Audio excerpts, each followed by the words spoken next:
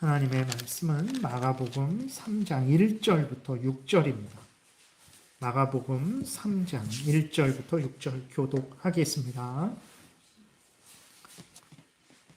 예수께서 다시 회당에 들어가시니 한쪽 손 마른 사람이 거기 있는지라 사람들이 예수를 고발하려 하여 안식일에 그 사람을 고치시는가 주시하고 있거늘 예수께서 손 마른 사람에게 이르시되 한가운데에 일어서라 하시고 그들에게 이르시되 안식일에 선을 행하는 것과 악을 행하는 것, 생명을 구하는 것과 죽이는 것 어느 것이 옳으냐 하시니 그들이 잠잠하거늘 그들의 마음이 완악함을 탄식하사 노하심으로 그들을 둘러보시고 그 사람에게 이르시되 내 손을 내밀라 하시니 내밀매 그 손이 회복되었더라.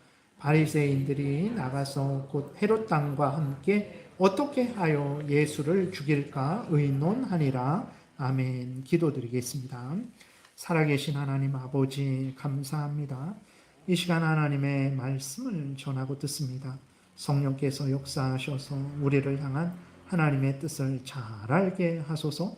하나님이 알려주시는 대로 믿고 따르게 도우소서. 감사드리고 예수 그리스도의 이름으로 기도드렸습니다. 아멘.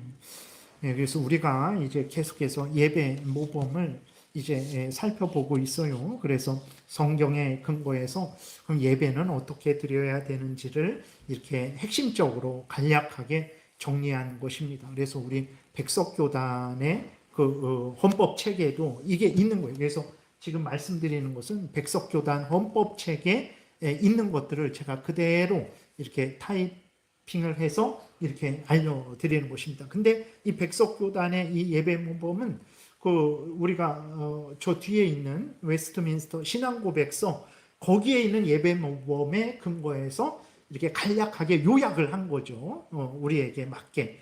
그래서 우리가 이러한 것을 거의 한 400년을 이어서 우리의 예배를 드릴 때 지침으로 사용을 하고 있는 거예요. 우리가 지난번에 주의를 거룩하고 온전하게 지켜야 되는 것에서 사항까지 좀 살펴봤죠. 그래서 예배 모범 전체 내용은 이런 내용입니다. 주의를 거룩하게 지키는 거, 이렇게 교회가 예배로 모였을 때 어떻게 해야 되나, 예배 때에 무슨 일을 해야 되나, 그리고 또 예배 때에 이제 성경 봉독, 찬송, 기도, 설교, 헌금, 폐회 해야 되고 주일학교는 어떻게 해야 되나, 기도회는 어떻게 해야 되나, 그 다음에 또 유아세례, 입교, 성찬, 그 다음에 혼례식, 장례식은 결혼식과 장례식은 주일날 이렇게 좀 안 하죠. 근데 그것을 성경의 근거에서 어떻게 해야 되냐, 믿지 않는 사람들처럼 뭐 똑같이 결혼해야 되냐, 똑같이 그런 식으로 장례해야 되냐 그랬을 때 그래서는 안 되고 성경의 근거에서 어떻게 결혼식과 장례를 해야 되냐 그것을 우리에게 좀 알려주고 있어요. 근데 여러분들이 다 알고 계시는 그런 내용이고 금식일, 감사일, 오늘날에는 금식일을 교회에서 선포하는 날이 별로 없죠. 이렇게. 근데 예전에는 금식을 이렇게 교회에서 선포하고 금식일을 선포했으면 또 교회에 모여서 같이 금식하고 그렇게 하나님 앞에 금식일을 지키기도 했어요. 감사한 일이 있을 때, 국가적으로 교회적으로 감사한 일이 있을 때 또 하나님께 감사일을 또 특별히 정해서 감사하기도 했고, 또 은밀한 기도라는 것이, 뭐 은밀한 말이 좀 이상하지만 개인적인 그러한 기도들, 그런 것도 가정 예배들, 그 다음에 어떤 범죄했을 때 벌을, 징계를 어떻게 하고 또 회개하면 어떻게 그것을 해버려야 되는지 그런 내용 전체를 우리가 간략하게 살펴봅니다. 그래서 지난주에 우리가 4항까지 1장 4항까지 했는데 간략하게 쭉 한번 4항까지 읽어가고 5항부터 다시 살펴보겠습니다. 주의를 같이 읽겠습니다. 제가 그러면 먼저 읽고 여러분들이 2항 읽으세요. 주의를 성수하는 것은 성도의 당연한 의무이니 미리 육신의 모든 사업을 정돈하고 속히 준비하여 성경에 가르친 대로 그 날을 거룩하고 온전하게 지켜야 한다. 이 날은 주님의 성일인즉 성도는 종일토록 거룩히 지킬지니 공동회집과 속회로 예배하는 일에 힘씀이 오르며 위급한 일 밖에 모든 사무와 육신적 쾌락의 일을 해할지니 세상 염려와 속된 말도 하지 않아야 한다. 먹을 것까지라도 미리 준비하여 주일에는 가족이나 집안 권속으로 공동 예배하는 일과 주일을 거룩히 하는 일에 방해되지 않도록 하여야 한다. 개인이나 권속이 자기와 다른 사람을 위하여 기도하되 특히 저희 목사가 그 봉직하는 가운데에서 복받기를 위하여 기도하고 성경을 연구하며 묵상함으로 공동 예배에 하나님과 교통하는 것을 준비하여야 한다. 그래서 여러분들이 주일을 이런 마음과 태도로 준비하시고 주일을 보낼 때에도 이런 마음과 태도를 준비하셔야 되는 거죠. 제가 처음에 주일 성수에 대해서 그렇게 잘 모를 때 어떤 이야기를 들었냐면 그 친구가 얘기해 주는 거예요.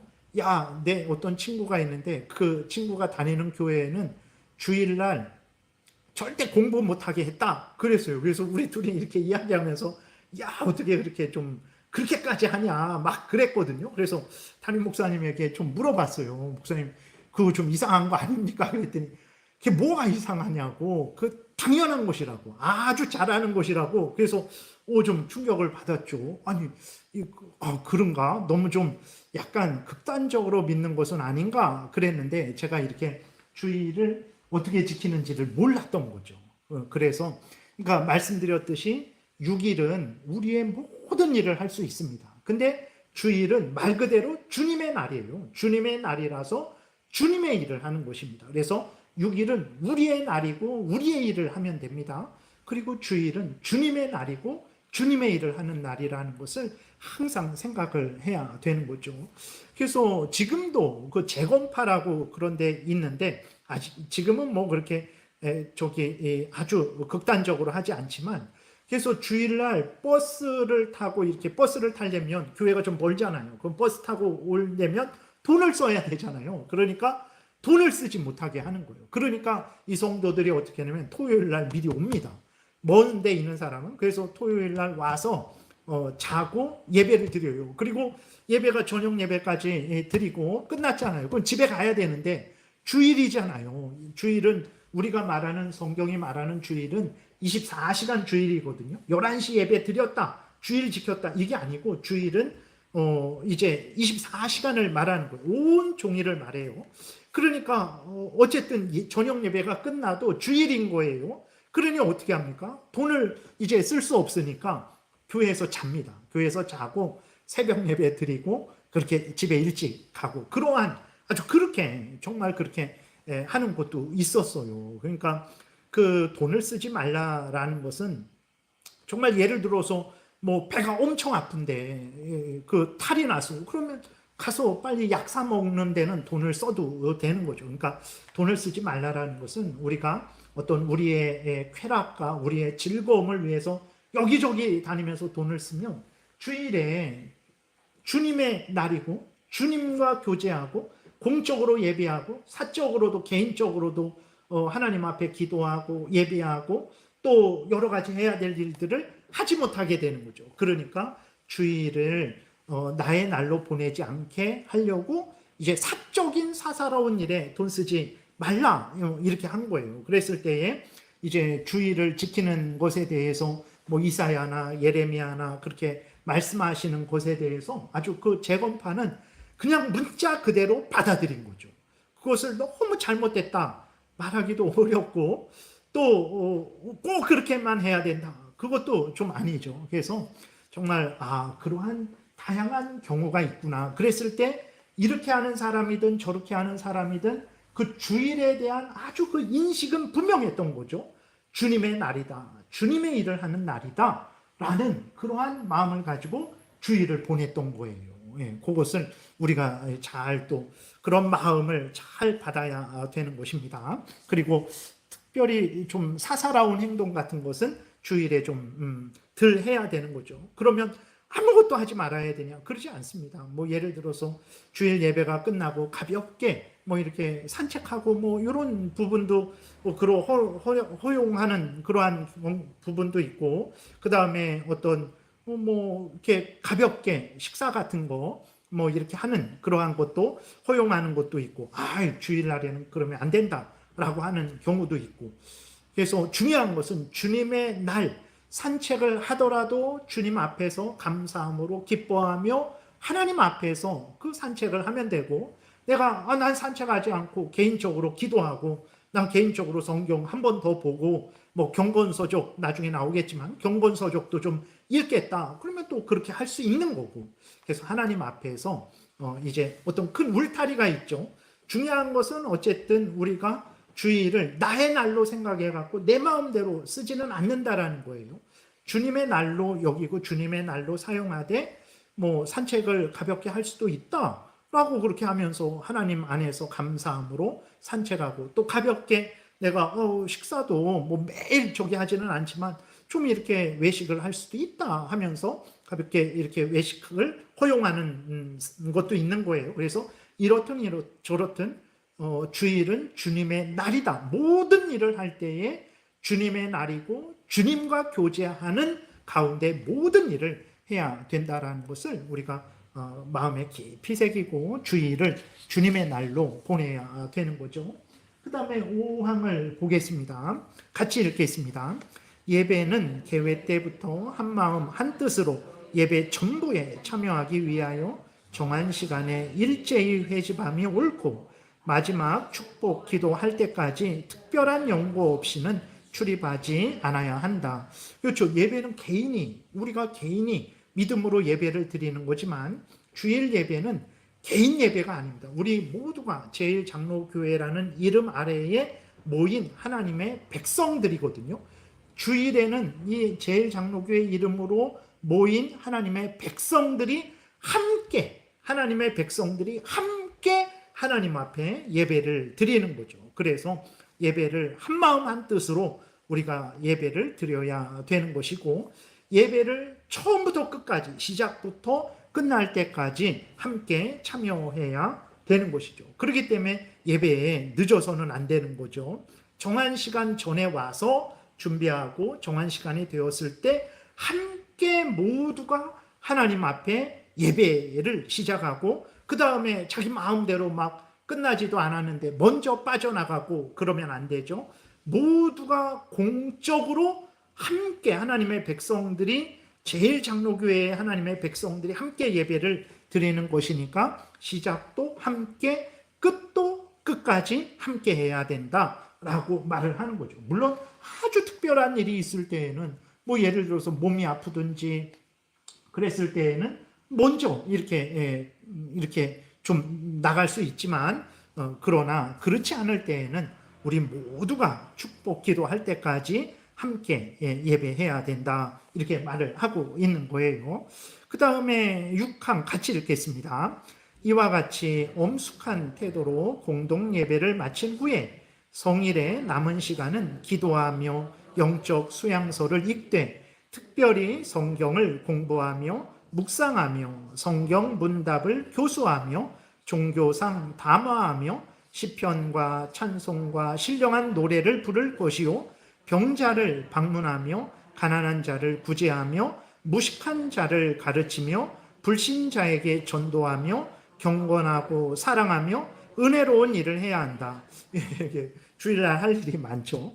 주일날 할 일이 많으니까 내가 뭐 먹고 싶다고 막 저기 가고, 아니면 내가 어디 못 갔는데 주일날 가야 되겠다고 저기 가고, 그러면 이런 일을 못 하는 거죠. 그런 차원에서 돈 쓰지 말아라, 다른 일 하지 말고 주일에는 주님의 일을 하는 데에 집중해라, 이렇게 말을 하는 거죠. 그래서 보게 되면 주일날 그럼 공적으로 모두가 예배를 마쳤어요. 오전 예배도 마쳤고 오후 예배도 마쳤어요. 다 끝났다 그러지 않고 성일에, 주일에 거룩한 날이죠. 구별된 날입니다. 주님의 날로 구별된 날이죠. 6일은 우리 날이고 주일은 주님의 날이죠. 구별된 주님의 날이죠. 그 성일이 그런 의미예요. 뭐 주일이 월화수목금토는 그냥 뭐 보통의 날인데, 주일은 더 위대하고 대단하고 그런 날이, 그런 구별이 아니라 모두 하나님의 날이고 모두 하나님이 은혜 주신 날이죠. 근데 6일은 하나님이 우리의 일을 하라고 주신 날이고, 주일은 하나님의 일을 하라고 주신 날이죠. 그런 차원에서 성일이라는 것입니다. 주일이 월요일보다 더 거룩하고 화요일보다 더 거룩하고 그런 것은 그런 차원의 거룩함이 아니에요.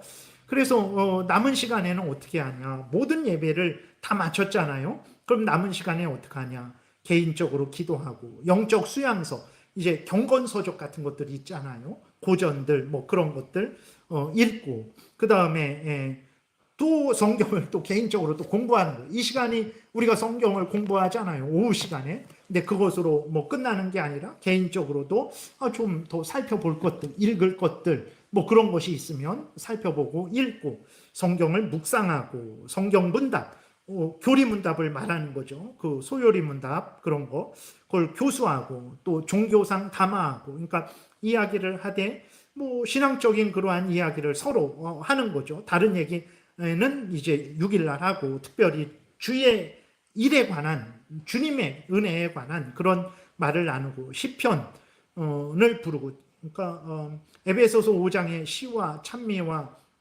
신령한 노래들을 하라 그랬을 때 시는 시편을 의미하는 거죠. 그러니까 시와 찬미와 신령한 노래들로 서로 화답하라 그랬을 때 시와 찬미와 신령한 노래, 이것을 시편으로 해석하는 사람들도 있어요. 그래서 예배 중에는 시편 찬송을 불러야 된다. 이게 이제 엄격하게 그 예배를 드리는 사람들의 주장이고, 근데 시는 시편을 말하고, 찬미는 이제 예를 들어서 누가복음 1장에 보게 되면 마리아가 이제 하나님을 찬양하죠. 그런 거.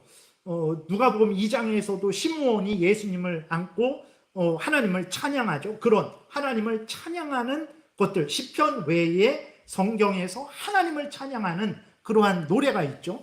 그것은 이제 개인이 말한 게 아니라 성령에 의해 감동되어서 하나님을 찬양하는 노래죠. 그게 찬미, 시와 찬미.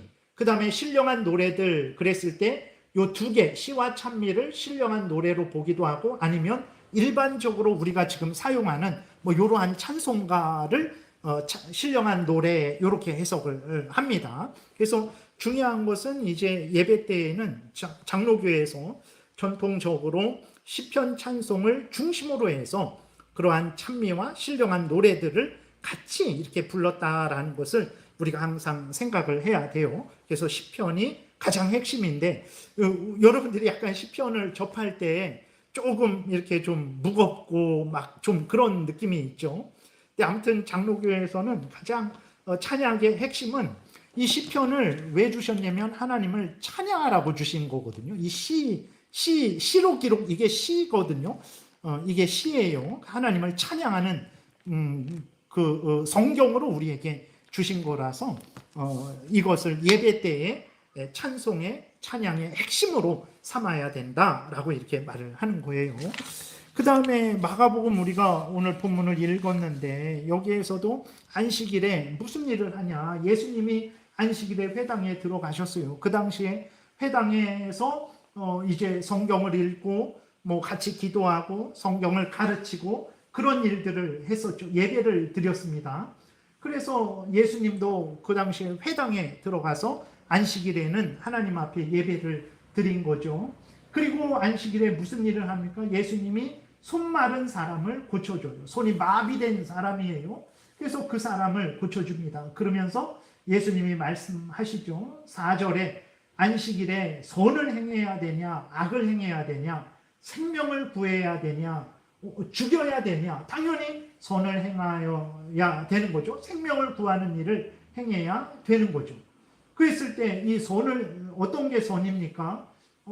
남을 도와준 그런 것만 선이 아니라 하나님이 성경에서 알려준 대로 하나님을 예배하고, 또 믿음의 교제를 나누고, 그리고 또 이제 우리가 4항, 6항에서 살펴본 대로 여러 가지 그러한 일들이 선이죠. 하나님이 말씀하시는 거니까 그 일을 행해야 된다라는 거예요. 그래서 예수님이 안식일에 하나님을 예배했고, 이제 그 속마른 사람, 병든 사람을 돌아보시고 고쳐주셨죠.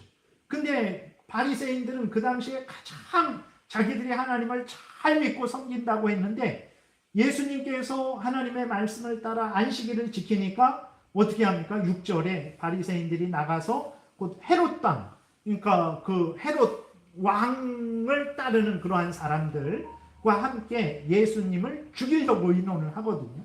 네. 참 오늘날에도 마찬가지죠. 주일날을 그렇게 지키려고 하는데 사람들은 계속해서 주일을 지키지 못하게 유혹을 하고 핍박을 하죠.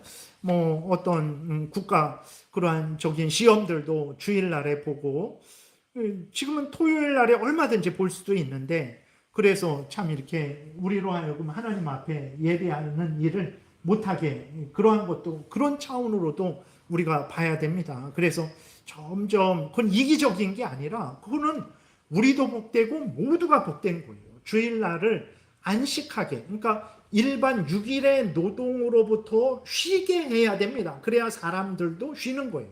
주일날인데도 6일 동안 일하게 하고 주일날에도 일하게 하면 결국은 사람들이 지치고 힘들어하게 되죠. 그래서 주일을 지킬 수 있도록, 주일을 주일로 지킬 수 있도록 하는 것은 그리스도인들만 위하는 게 아니고 모든 사람들도 위하는 것이라는 것을 우리가 생각을 해야 되죠. 그리고 7항에 보게 되면 요거는 우리 그 백석교단에는 없고 저기 총신대를 신학교로 둔 합동교단에는 요 7항에 있어요. 이렇게 또 한 번 요약을 해놨습니다. 그래서 요거는 제가 여기다 붙인 거예요. 우리 이렇게 5항까지 우리 같이 한번 교독하겠습니다. 저 먼저 할게요. 조용히 묵도로 예배를 시작하며 단정하고 경건한 태도로 엄숙히 예배하여야 한다. 이상한 동작과 경건하지 못한 태도로 찬송이나 찬양을 인도하여 예배의 신성함을 손상하지 말아야 한다. 주일 예배 시간에는 예배와 성례 외에 다른 예식은 뭐 예를 들어서 결혼식이라든지 장례식 같은 경우죠. 그래서 그리스도인들의 기도 제목, 이거는 그리스도인들만 기도하는 제목 같아요. 이렇게 뭐 가족이 소천하게 될 때 기도하는 것 중에 하나가 뭡니까? 하나님 주일날 그 주일을 지킬 수 있도록 하나님 우리 가족을 이제 누구를 좀 이때 좀 데려가 주셨으면 합니다. 참 이게 세상 사람들이 들으면 진짜 이해 못할 기도죠. 근데 그런 기도를 그리스도인들은 하죠. 왜 그렇습니까? 그 정도로 주일날을 소중하게 여겼던 거예요. 그 정도로. 네. 그래서 보게 되면 그래서 주일이 발인 날이면 어떻게 하면 땡겨서 뭐 이렇게 발인을 하기도 하고, 어떤 경우는 하루 더 지켜서 월요일 날 발인하기도 하고 그러는 거죠. 그 정도로 주일이 절대적이었어요. 사실은 우리나라가 이렇게 진짜 이런 나라가 없었어요. 6.25 때만 해도 세계 꼴찌였습니다. 완전 꼴찌였어요. 근데 지금은 세계 10대 강국에 들었죠. 지금은 뭐 엉망으로 되어가고 있기는 하지만, 근데 이렇게 발전한 게 왜 그랬냐? 뭐 정치적으로 뭐 어느 대통령 때문에 그렇다, 뭐 열심히 국민들이 이래서 그렇다. 맞습니다. 그거는 정말 그런 거예요. 귀한 그런 대통령이 있었고 정말 국민들이 열심히 이래서 그렇죠. 근데 그 대통령이 그렇게 귀하게 올바르게 정치를, 이 나라를 이끌어 갈 수 있었던 것, 뭐 잘못한 것도 있지만, 그리고 국민들이 그렇게 열심히 할 수 있었던 것, 하나님의 은혜입니다. 진짜 하나님의 은혜예요. 세상에 보세요. 아무리 그렇게 하는 사람도 드물고, 그렇게 한다고 해서 모두가 다 그렇게 잘 사는 거 아니에요. 하나님의 은혜인데, 하나님께서 우리 대한민국에 왜 그런 많은 은혜를 주셨나? 그냥 먼저 하나님의 뜻이요. 하나님의 뜻대로 대한민국에 복을 주신 것이고, 그리고 예전에도 보게 되면 말씀드렸듯이, 가족이 지금 죽게 됐는데 하나님 주일 지킬 수 있도록 정말 요 주일을 피해서 하나님께서 데려가셨으면 합니다라는 기도를 드리는 그 그리스도인들의 그 하나님을 사랑하고 하나님의 뜻을 따르려고 하는 그 진실된 그러한 믿음 생활, 거기에 하나님이 복을 주신 것이라는 것을 우리가 잊지 말아야 됩니다. 그래서 정말 이 나라를 회복시키려면 정말 우리 그리스도인들이 하나님 제일 우선 중심의 신앙생활을 해야 돼요. 정말 그래야 우리나라가 회복됩니다. 그래서 우리 그리스도인들이 내가 신앙생활 잘하는 게 이 나라를 살리는 일이라는 것을 우리가 분명히 참 자부심을 가져야 되는 거죠. 다른 날에 행하되 가급적 간단히 행함이 옳다. 주일 예배 시간에 어떤 개인을 기념, 축하, 위안, 치하하는 예배를 행하지 말고 온전히 하나님께만 예배해야 된다. 그러니까 예배를 드릴 때 그 예배는 하나님 앞에 엎드려 절하는 거거든요. 예배라는 게 엎드려 절한다라는 거잖아요. 그러니까 그럼 누구에게 엎드려 절하냐? 목사에게 엎드려 절하냐? 성도에게 엎드려 절하냐? 그러지 않죠. 하나님께 엎드려 절하는. 그래서 하나님께만 집중하는 거예요. 그래서 원래 그 장로교의 그러한 보게 되면 광고는요, 이렇게 축도 끝난 다음에 하든지 아니면 시작하기 전에 그렇게 하든지 그 예배 시작과 끝은 오로지 하나님께만 집중하도록 뭐 그런 것도 있는 거예요. 그래서 물론 이게 우리는 또 이렇게 그런 광고를 또 중간에 넣은 게 왜 그러냐? 그랬을 때 또 우리가 예배는 하나님께 우리 성도들이 함께 예배 드리는 거죠. 그런 차원에서 또 성도들의 서로 믿음의 교제 차원에서 그런 것도 알리는 차원에서 또 광고를 중간에 넣기도 합니다. 근데 어쨌든 예배는 하나님께 온전히 드리는 거죠. 그래서 어떤 예배 중에 개인을 기념하고 축하하고 위안하고 치하하는 그런 일을 하지 않는 거죠. 광고까지도 이렇게 안 하고 그랬어요. 그 다음에 5항 같이 제가 읽나요? 예. 예배당 분회의 개인을 위하여 송덕비나 공로, 기념비나 동상 같은 것을 세우지 않는다. 그렇죠. 예배당은 뭐 여기는 거룩하고 저 문만 열고 나가면 거룩하지 않고 그러지 않죠. 여기도 다 똑같은 그러한 건물이고 장소지만 하나님께 예배드리기 위해서 사용하는 공간이죠. 그런데 하나님께 집중해야 되는데 여기도 뭐 누구의 동상을 갖다 놓고 저기도 누구의 동상을 갖다 놓고 그림 갖다 놓고 그러면 우리가 하나님께 집중하지 못하죠. 그래서 예배당은 예배 드리는 용도로 사용하도록 그렇게 하는 거죠. 그런 요렇게까지 다 이렇게 좀 체계적으로 정리를 해놨어요. 그 다음에 제2장을 좀 보겠습니다. 우리 같이 읽겠습니다. 예배 시간이 되면 예배당에 들어가 각기 좌석에 앉되 단정하고 엄숙하며 경건한 모양을 지키며 자기와 목사와 그 참석한 모든 사람과 참석하지 못한 사람을 위하여 믿음의 기도로 복음을 구해야 한다.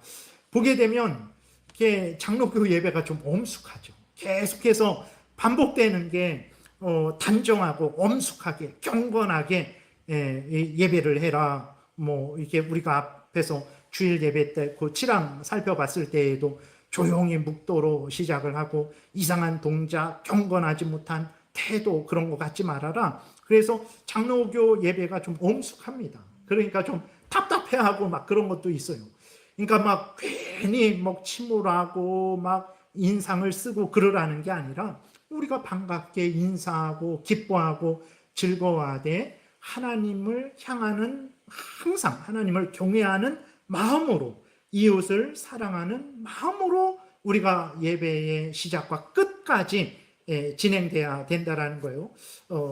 그런 마음의 경건한 태도를 가져야 된다라는 것입니다. 그래서 그렇죠. 여러분들도 그런 교회 다니셨었나요? 박수 치지 못하게 하는 교회가 많았었죠. 지금 급변한 거죠. 우리 예배 때 박수 치는 거 그렇게 막 오래지 않았습니다. 그래서 제가 청년 때만 해도요, 우리 인천에서 제가 다녔던 그 교회가 복음 오후 예배는 찬양 예배를 드렸어요. 근데 그때가 언제냐? 90년도 뭐 그 전부터 좀 했으니까 88, 89 뭐. 근데 그때만 해도요, 인천에서 제일 앞서가는 교회였어요. 오후 예배를 찬양 예배로 드리는 게 거의 없었어요. 그래서 그 사람들이 우리 찬양팀이 모여갖고 화요일에 저기 다른 교회에 모여서 찬양에 대해서 공부하고 또 그 새로운 곡도 배우고 주일날에 오후에 좀 그렇게 했거든요. 그러니까 그렇게 그 온누리교회 그 하용조 목사님 또 그 동생 하스테반 선교사님 그런 분들을 통해서 경배와 찬양이라고 복음성가가 아주 많이 전파되죠. 그 전에는 그렇게 안 했어요, 예배를. 그래서 그러한 것들에 아주 그 좀 장점도 있지만 또 단점도 많았죠. 그러니까 우리의 그 정통적인 예배가 많이 이렇게 좀 바뀐 거예요. 그래서 꼭 뭐 아무것도 하지 말아야 되냐? 그거는 아니죠. 그거는 아닌데 또 동시에 왜 이렇게 자꾸 경건하게 또 이렇게 다른 어떤 일들을 하지 말라고 하냐 했을 때 거기에는 이제 항상 하나님 중심이어야 되는데 그러지 않을 때 항상 거기에는 인간이 죄성이 있어서 어떤 무엇이 올바르게 허용되지 않을 때에는 항상 처음에는 좋은 의도였는데 나중에는 그게 항상 인간 중심으로 이렇게 잘못되게 좀 변해버리게 되는 그런 것들이 좀 있죠. 그래서 그런 것들이 있습니다. 그렇게 했고 제가 다 읽었나요? 2랑? 다 읽었나요? 제가 헷갈리네. 네, 그랬습니다. 그 다음에 2항 같이 읽겠습니다. 예배 시간에는 모든 사람이 엄숙한 태도와 하나님을 경외하는 마음으로 예배하고 목사가 낭독하거나 인증하는 성경 외에 다른 것은 읽지 말아야 한다. 예배 중 옆 사람과의 대화나 출입하는 자에게 인사나 곁눈질이나 졸음이나 웃거나 그 밖의 모든 합당치 못한 행동을 일체 하지 말아야 하고 어린이들은 부모가 데리고 있는 것이 좋으니 한 가족이 하나님의 집에 함께 예배하는 것이 가장 좋으며 유년 주일학교로 예배를 드릴 때는 당회원이 반드시 출석하여 함께 예배해야 한다. 그래서 여기 보게 되면 여기도 또 이 항에도 모든 사람이 엄숙한 태도 하나님을 경외하는 마음으로 예배해야 된다. 이게 장로교 예배가 그래서 좀 엄숙해요. 이렇게 예전부터 이게 정해져서 여기에 이게 성경을 보게 되면 그러니까 우리 오늘날의 좀 어떤 문제점 중에 하나는 예를 들어서 예수님이 우리 친구죠. 요한복음에서 예수님이 내가 너희들의 친구다라고 이렇게 말씀을 하시죠. 그 친구라고 감사하죠. 하나님이신 성자 하나님이신 예수 그리스도께서 동정녀 마리아의 몸에서 잉태되셔서 사람이 되셨죠. 그래서 그분은 하나님이고 참 사람이시죠. 우리와 같은 형제가 되셨어요. 하나님이 인간이 되셔서 우리와 같이 되셨죠. 우리와 같은 형제가 되어 주셨어요. 그렇다고 해서 예수님이 우리 같은 존재냐? 그러지는 않습니다. 예수님은 지극히 존귀하시고 지극히 영광스러우신 분이죠. 근데 예수님의 그 사랑을 그러니까 올바르게 강조해야 되는데 잘못되게 너무 강조해갖고 예수님이 그냥 친구예요. 내 친구 뭐 누구처럼 누구 뭐 야 친구야 하는 것처럼 그냥 예수님을 그런 하찮은 친구로 좀 여기는 그런 경우가 있죠. 그러니까 하나님에 대해서 그러니까 우리가 아버지를 사랑하되 아버지와 친근하되 아버지는 아버지로서의 권위를 항상 잊지 말아야 되잖아요. 그 손자들이 그런 경우가 있잖아요. 할아버지의 상투를 붙잡고 뭐 그런 것도 있는 것처럼 그러니까 그걸 어떤 선을 넘은 거죠. 그랬을 때 오늘날에는 좀 하나님에 대한 그 경외심 같은 것이 많이 좀 이렇게 약해지고 우리들 위주로 많이 좀 그렇게 되는 경향이 있죠. 그래서 계속해서 강조하는 것은 그러니까 하나님이 성경에서 말하는 하나님이 어떤 분이냐. 출애굽기 20장에서도 이스라엘 백성들이 출애굽하고 이제 시내산에 도착했을 때 하나님이 임재하셨거든요. 그때 임재하실 때 구름과 흑암과 천둥과 번개와 그 위험 때문에 이스라엘 백성들이 하나님이 직접 임하지 말고 모세 당신이 올라가서 정말 하나님 만나서 우리에게 전해달라. 하나님 우리가 직접 하나님 만났다가는 우리가 다 죽겠다라고 할 정도의 하나님은 지극히 영광스럽고 거룩하신 하나님이거든요. 그 하나님 앞에 모여서 그 하나님이 하신 일을 기억하고 그 하나님께서 예수 그리스도 안에서 우리에게 주신 이 구원의 은혜를 기억하고 기뻐하고 즐거워하고 감사하는 영광을 돌리는 시간이 예배의 시간이죠. 그랬을 때에 그 하나님 앞에 있으니까 막 벌벌벌 떨면서 막 얼어갖고 막 군인들 막 이렇게 처음 군대 들어갔을 때처럼 막 눈치도 못 보고 막 그러라는 게 아니라 정말 우리의 아버지 되신 그 하나님이 지극히 존귀하시고, 그러니까 우상 같은 것들은 이렇게 인형을 만들어 놨죠. 우리가 막 만지기도 하고 뭐 색깔 칠했다가 잘못 칠하면 다시 칠하기도 하고 막 그런 우상과 같은 하나님이 아니라 지극히 존귀하고 영광스러운 하나님이심을 우리가 알 때 그분 앞에서 어떤 마음과 태도를 가져야 될까, 그런 차원에서 엄숙하고 경외하는 마음을 가져야 된다, 이렇게 이야기를 하는 것입니다. 그런 차원에서 좀 이렇게 예배가 좀 딱딱할 수도 있고 엄숙할 수도 있죠. 그러나 막 이렇게 주눅 들고 그런 건 절대 안 됩니다. 예수 그리스도 안에서 우리 아버지 되신 하나님 앞에 나왔으니 얼마나 기쁘고 감사합니까? 우리가 그런 기뻐하며 감사하며 예배를 드려야 되죠. 뭐 예배 중 옆 사람과 대화하지 말아라, 출입하는 자에게 인사하지 말아라, 뭐 그 쭉 있고, 그 다음에 어린이들, 여기에서 여러분 요새는 이렇게 보세요. 여기는 같이 부모와 아이들이 함께 한 가족이 예배를 드리라고 그렇게 좀 권고하고 있는 거예요. 그런데 성경에도 보게 되면 하나님 앞에 그 언약 백성으로 언약의 하나님 앞에 이스라엘 백성들이 모였을 때 애들은 가라 그런 적이 없어요. 어른이건 애들이건 모두 하나님의 백성입니다. 하나님이 그 아브라함에게 약속을 하실 때 하나님이 창세기 17장에서도 내가 너의 하나님이 되겠다만 하시지 않았어요. 너와 너의 후손의 하나님이 되겠다 하셨거든요.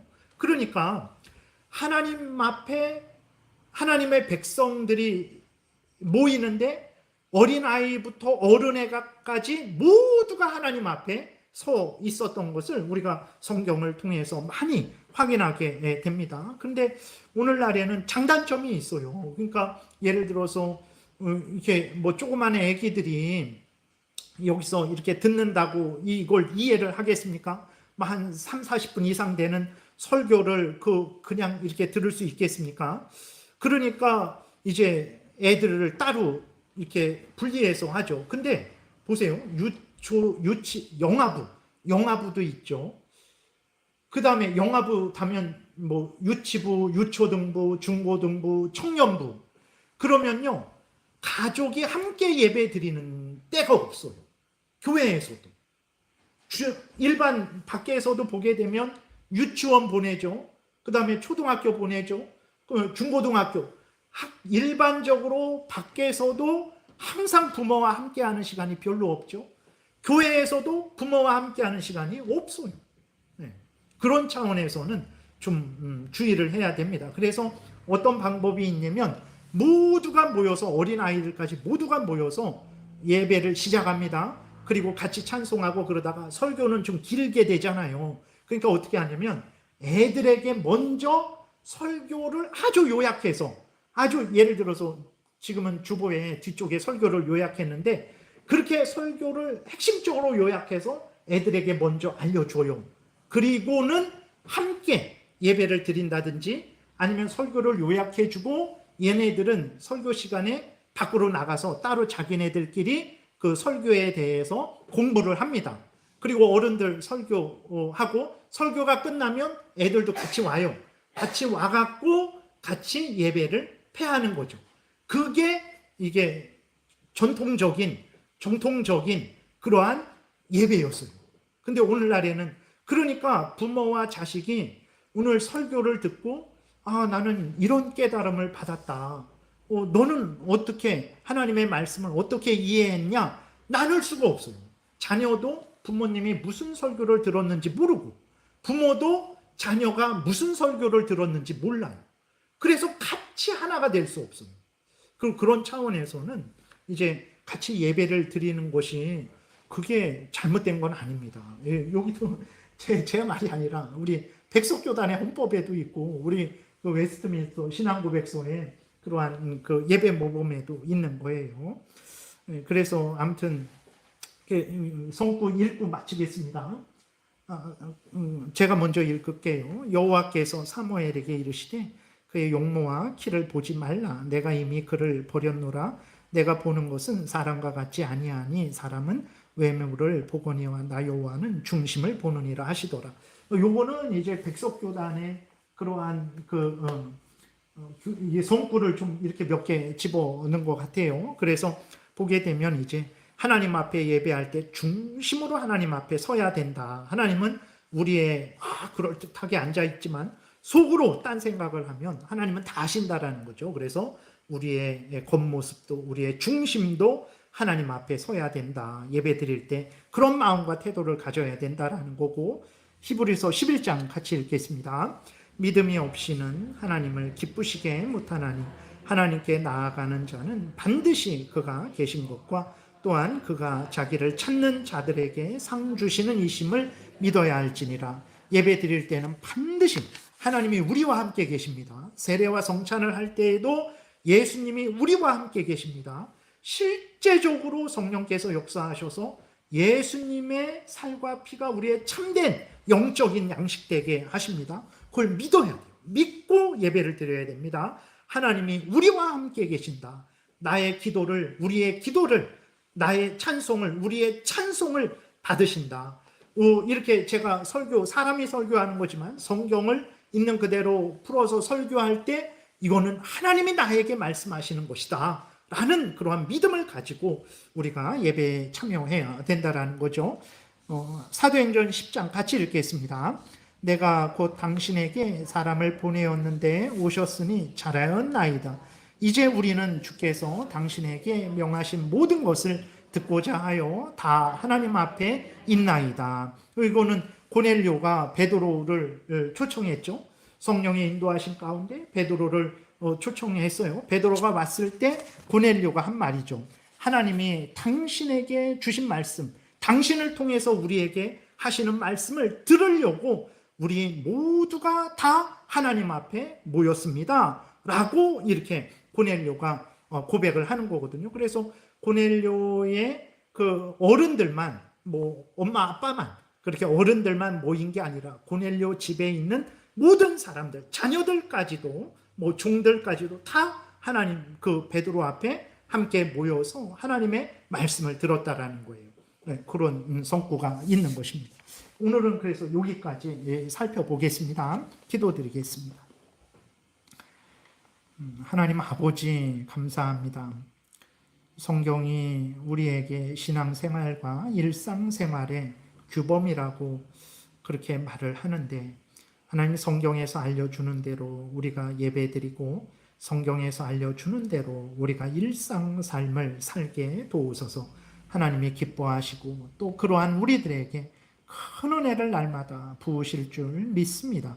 감사드리고 예수 그리스도의 이름으로 기도드렸습니다. 아멘.